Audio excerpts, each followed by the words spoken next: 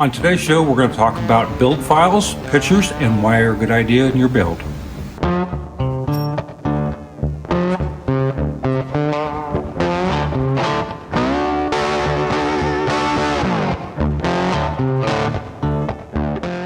There's a camera in my face again. Ugh. Come on out. Yoga. You can run, but you can't hide. Yoga for old people. All right. So I got a question for you. Sure. So I know we do a build file for every client. Yeah. What is that? Why do we do it? Well, it's kind of in 2 points, or 2 different formats. So one of them is the written record of all the bills, receipts, time cards, all of that stuff, and that's standard. And that's just, good accounting. Second one is photograph. We photograph just about everything we do, almost. And we do a lot of video on top of that, and that goes into a folder on the web, basically a offsite hosting, and it gets uploaded there every week, and then the clients have access to it so they can see what was done during the week. It's important because when it comes down to insuring these vehicles is usually good to go with agreed value. And this way you can actually prove what you've done. Mm-hmm. And a lot of shops don't do that, and I'm kind of surprised with the technology of cell phones and web hosting services, but I personally like it. And also you can go back and look at something if you weren't sure on how it went back together. Sure. So that's always a good thing for me. Okay, cool. Oh, and sometimes it actually comes in extremely handy. We had a great example this week, right? Yes. What happened? Yes, we did. So Mr. Ferguson's gear was on its last thing at getting alignment. It was ready to go home. In fact, he was going to pick it up Friday. It got smacked in the parking lot at our alignment place. Ooh. And it got missed on their cameras, but we had pictures of the car before, right, and pictures of the car after, and there's clearly a dent. I'll have Darren will show I'll have us, Big D show you actually what happened. So but a great reason to keep a build file. It's just like, oh God! As much as I want him to go home, this actually will improve. Like for the insurance adjuster, we'll give him access to that file. Right. Great. Anyway, plus, also the other thing is that we have a lot of clients from all over the country, so it's not like they can stop by and see how their build is going. And we don't actually mind the clients that are local that do stop by, as long as they don't overwear out their welcome, because we can't really get anything done when they're here. That's true. But most of our clients are several thousand miles away. Yeah. We've got clients in Puerto Rico. We've got clients in California, Texas, all over the place. New York, Mississippi, Missouri, Kentucky. I think we've got a couple out of Washington, D.C., some out of Virginia. So, yeah, it's not the easiest to get down here for a shop visit. Right. So this way they can actually see their project as it's going forward. Sure. So every week. So I'll turn it over to Big D so he can give you the shop tour and the update. All right, sounds great. Darren, let's head outside. Okay, let's go. We'll head on out and we'll come back in and see what's going on. Sounds good. Whoa, there's a lot of buses. So we're here in the middle of Bustopia. I call it out here in the middle. So we've had the pink bus here, Miss Stevens bus, in for a little while, and we did a mechanical bumper to bumper on it yesterday. She wanted to break up her work, so we're going to do mechanical deal on it, get it running and stuff. So we got to get that back to her. In the meantime, while her bus was here, they just started coming in and collecting. Are they multiplying overnight? They're multiplying. So then we got another early non-camper, tin top. Oh, nice. That came in, and that is an older gentleman that lives close by here, and he bought it and wanted to see if we can get it running. So it didn't have the motor in it. The motor's loose. So we're going to see. If not, you might want to put a new motor in. He said. So we're doing a bumper dumper there and going to give him a list and go from there. Awesome. And this is the Westphalia. It came in, same deal. This guy lives down near Auburn, I think, and he wanted us to go through it bumper to bumper. Tell him what it would cost to get it running. All of a sudden, everybody wants their buses running. And then this is the last air-cooled. It's a 1980 Vanagon. Oh, Westy Vanagon, yeah, and it's air-cooled. So it's the last year air-cooled. So it's the last year that there's a air-cooled motor in it. The next year they were water-cooled. So, but this kid bought this seat and kind of a gamble and wanted to see if we could get it running. So he's going to pay us to do a bumper to bumper and kind of look into it. All right. And we'll see how we can do it. Yeah, there's hope there. So that's what's going on. So they keep multiplying there. Actually, there's a 5th bus that's going to come here. from local that wanted the same type of thing. So we just got buses everywhere. Yeah. So hopefully we can sort some of that. Yes, hopefully we sort it out before our show. You can see out here on the deck, we're getting ready for the show. So October 16th, I know we'll plug that early, but these are all parts, or some of the parts that are going to be for sale at the swap meet. We're piling them up now. This is not how it's going to look when it's there. We're just going to gather them together. And make your shopping list, guys. Yeah, we'll sort it out. There's some good stuff in there, believe it or not, and we'll get it all sorted out and laid out by the time the show starts, and we'll have, this is just half of it. Oh, so wow, that's amazing. Yeah, so we'll get it all sorted out, and then there it is, October 16th. We'll talk about that again in a little bit. All right, we're getting ready, so we'll go around this way. We'll go to Beetle Town, huh? Yeah, we'll go over here where all the Beetles live. It's like they kind of sorted themselves out. Yeah. You come by, if you swing and look into the trailer, you'll see Mr. Hardin's 57 oval that we've been looking at for a while. And it's done. So we were just doing that one to primer. It's all primed, all those little pieces, everything primed up, and he's going to take it back, and they're going to get it painted and finish the assembly back there. Awesome. So we did this pan, put new pans on, and powder coated the pan and did some stuff there, and then we did the body. So that's done and waiting to go home to go sit in the trailer. We got two little super Beetles over here trying to race each other. So we got Mr. Gill, or the Gills, I keep saying Mr. Gills, super Beetle here that they're doing some work for their dad. So we're actually in the middle of the engine part of it now. It had to get, so it was waiting on some parts. So we're back to work on it.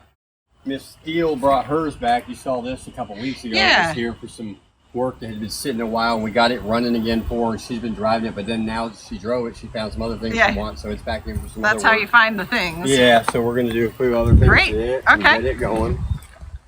So we'll go back inside the main shop now. We got so much going on, there's stuff in and outside the shop. On both sides of the shop. So. All right. Here we got Mr. Parks, convertible, and I say Mr. Parks, it's really, I guess, going to be his daughter's. So we, it's in to get a new top and a new wire harness, which here's the new wire harness here from Rebel. There it is. And Spook is underneath it, as you saw earlier, I guess, trying to rip the old wire harness out. So while we're doing that and took all the carpet out and stuff, because we're going to put new carpet and everything, we noticed the pans look no good. Yeah. Which is usually the case. So you can see right through them. And so we're going to put new pans. He told us to go ahead and do that. So we're going to pull the body off here just a little bit, actually. And the pans are already on order, and we'll put pans on it, and then we'll build him back. We're not doing any paint or anything on this. We're just doing wire harness, a little bit of mechanical on the motor, putting a new top on the pans, and get it drivable. Get it drivable and ready to go. All right, so show me the heartbreak. Kind of preluded into Mr. Ferguson's deal. So I was actually so I took it over there to have it aligned, and actually I didn't see it when I first picked it up, and I drove it all the way back here, went and got quick detailer and the vacuum. I was ready to vacuum out and quick detail it and call him and say, come and get it. Luckily I didn't call him. I started getting ready to clean first. But then as I got ready to clean it, I said, what? Wait a minute. So then I looked down, and I know some people might say, well, how did you see it when you left? But it's actually, not real noticeable. Right.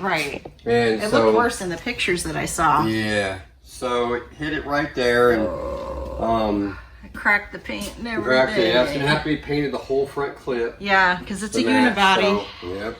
Oof. So this is gonna require quite a bit of hours of work and stuff like that. Yeah. So you know it's a little dent, but and the sad thing is, if you've been following it, is we just got done doing the paint correction on the rear half of it. Exactly.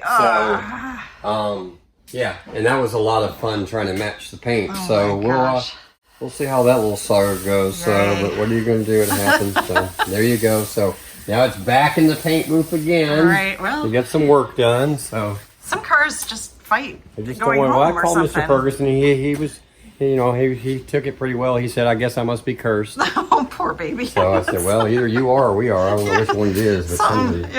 All right. Speaking of cursed, here we are, Herbie. So we've been having problems with the steering, and like I said, I could have sent it home, but I didn't like it, and so now I've got to the point where it still was a little bit, and the only thing that we didn't really mess with in the front, because we didn't build this car, we added new brakes or newer disc brakes, and did a couple other safety things. Well, we're down to the kingpins on the spindles have problems, so we're just gonna order drop spindles for it and get that all done, the new bearings in the front, everything like that, because it's some wish-washy stuff on the right side of the front end, so we're just going to redo it. All right. And his whole deal was he wanted it safe. It's been sitting for 10 years, yeah. so well, we might as well do that and get that done. So that's where we're at of him. We got Miss Riley's car. Yeah, look at that. Boom, it's something's got happening. glass. Usually it's waiting. Now we got this one going. So we got the headliner finally finished, obviously. We got the dash pad put in, which had to go in first, and then we got the windshield put in after we got the dash pad in. And then we went in and put the back glass in. Oh, that's and awesome. the only thing that's holding us from doing the other stuff is the chrome, which I was told yesterday is getting ready to ship back. So oh my goodness. As soon as it gets here, we can put the quarter windows in, the doors. Exciting. Get everything else. All the rest of it's pretty much hinging on chrome. Everything, there's a lot of chrome waiting on it. So the exterior chrome, it's a lot of chrome. So then we'll get that on Miss Riley's. All right. And Gazzo, anything? Waiting on axle steel. Range still waiting on seat deals. Called scat about that. Yeah. Still behind on that. Okay. But anyways, Mr. Hersker's bug. They came by actually Thursday or Friday. I can't remember. It was Thursday or Friday. They came, the whole family. Oh, nice. And to look at it and bring me some parts. So they brought me some parts, and we're moving along. So we were at a standstill really because we had the fenders back on. We were waiting on parts. So he brought the parts, and Corey, our newest hey Corey, employee. There we go. He's got you working on this, He's putting in some door seals. Fantastic. We're still kind of waiting. He gave me a list of parts to go ahead and order, and it's kind of one of those things where we're doing things as we go, which is kind of hard to do, but here we are. We're doing it. So I got a list of orders, so we're doing what we can, and while waiting on that stuff to come in. So, and he brought me a bunch of parts that, whether we could use or not, he said, go ahead. There's this fuel tank, for instance, it has to go out and get blasted and painted, so that's here. He wants to use the original fuel tank. This is the original 60. Yeah, he's doing it really. Yeah, so he wants to do all original. So anyways, I get that. So there's a few little things we're doing on that. So great. All right.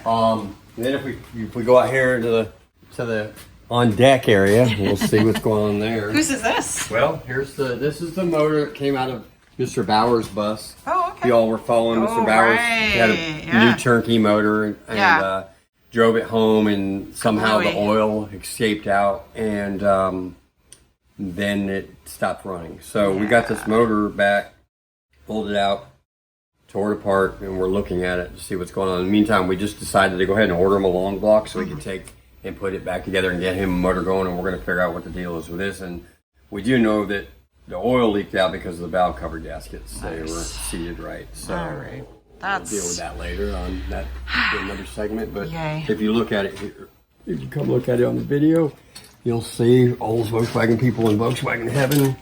It's not supposed to look at you like that. No.